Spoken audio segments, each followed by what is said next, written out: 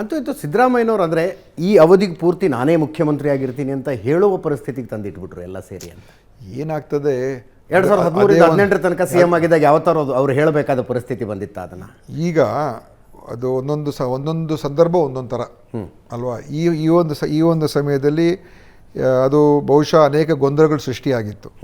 ಅದಕ್ಕೋಸ್ಕರನೇ ಅವರಿಬ್ಬರು, ಸಿದ್ದರಾಮಯ್ಯನವರು ಡಿ ಕೆ ಶಿವಕುಮಾರ್ ಅವರು ಇಬ್ಬರು ಒಟ್ಟಿಗೆ ಬಂದು ಸ್ಪಷ್ಟವಾದಂಥ ಒಂದು ಹೇಳಿಕೆಯನ್ನು, ಏನು ಸ್ಪಷ್ಟವಾಗಿ ಸಿದ್ದರಾಮಯ್ಯನವರು ಮುಖ್ಯಮಂತ್ರಿಯಾಗಿ ಮುಂದುವರಿತಾರೆ ಡಿ ಕೆ ಶಿವಕುಮಾರ್ ಹೇಳಿದ್ರ? ಡಿ ಕೆ ಶಿವಕುಮಾರ್ ಅಲ್ಲ, ಸಿದ್ದರಾಮಯ್ಯ ಹೇಳಿದ್ರು. ಮತ್ತು ಶಿವಕುಮಾರ್ ಅವರು ಕೂಡ ಅವ್ರ ಜೊತೆಲಿದ್ದರು.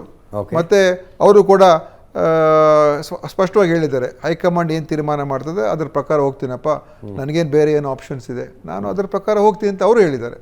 ಸೊ ಅದಕ್ಕಿಂತ ಮತ್ತು ಒಗ್ಗಟ್ಟಾಗಿ ಒಂದು ಸಂದೇಶವನ್ನು ಇಡೀ ರಾಜ್ಯಕ್ಕೆ ಕೊಟ್ಟಿದ್ದಾರೆ, ನಮ್ಮಲ್ಲಿ ಯಾವುದೇ ವ್ಯತ್ಯಾಸ ಇಲ್ಲ ಮತ್ತು ನಾವು ಒಂದಾಗಿ ಹೋಗ್ತೀವಿ ಅಂತ.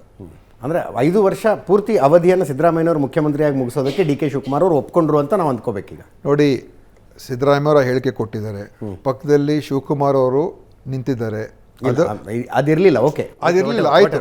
ಬಟ್ ಆದರೂ ಅವರೆಲ್ಲ ಜೊತೆಲೇ ಬಂದು ಒಂದು ಅವ್ರ ಒಗ್ಗಟ್ಟಿನ ಪ್ರದರ್ಶನ ಮಾಡಿದ್ದಾರೆ.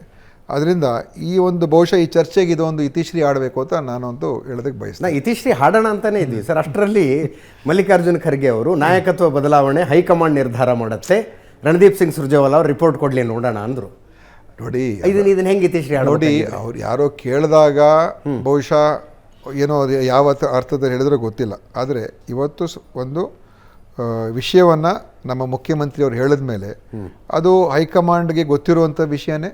ಖರ್ಗೆ ಸಾಹೇಬ್ರಿಗೂ ಕೂಡ ಗೊತ್ತಿರ್ತದೆ, ಶಿವಕುಮಾರ್ಗೂ ಗೊತ್ತಿರ್ತದೆ, ರಾಹುಲ್ ಗಾಂಧಿಗೂ ಗೊತ್ತಿರ್ತದೆ, ಸುರ್ಜೇವಾಲಾಗೂ ಗೊತ್ತಿರ್ತದೆ. ಆ ಆಧಾರದ ಮೇಲೆ ಹೇಳಿಕೆ ಕೊಟ್ಟಿರೋದು. ಇಲ್ಲದೆ ಹೋದರೆ ಅವರೇನು ಆ ಥರ ಹೇಳಿಕೆ ಕೊಡುವಂಥ ಅವಶ್ಯಕತೆ ಇರಲಿಲ್ಲ.